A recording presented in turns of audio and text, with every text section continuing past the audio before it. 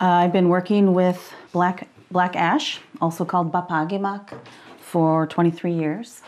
In the spring of 1999, I made my first basket, which is the one on top.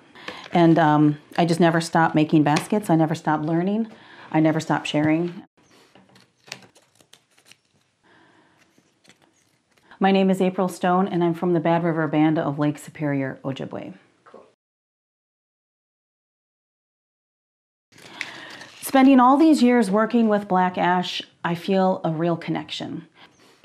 I'll go out into the swamps and I'll get my feet wet and I'll look for an ash tree that is very straight, no knots, no visible scarification, beautiful healthy crown.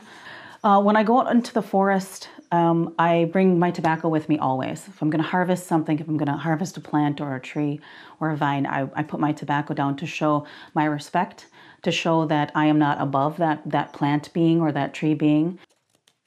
The emerald ash borer is a really tiny, tiny green beetle that came over with some shipping containers or shipping pallets from overseas.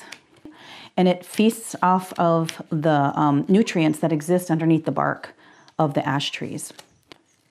Since it has no known predators here in the United States, has killed millions and millions and millions of ash trees. The emerald ash borer comes through and wreaks havoc on trees that have a huge role, play a huge role with like wild rice beds. What's going to happen to the wild rice beds when the tree dies and no longer acts as its pump for the water table? There is a relationship there. It's ironic, I find it ironic that I spent all these years working with such an obscure material for basket making, and it's threatened. Its very existence is now threatened. I vote for the protection of our land and water. I vote for the protection of our culture bearers.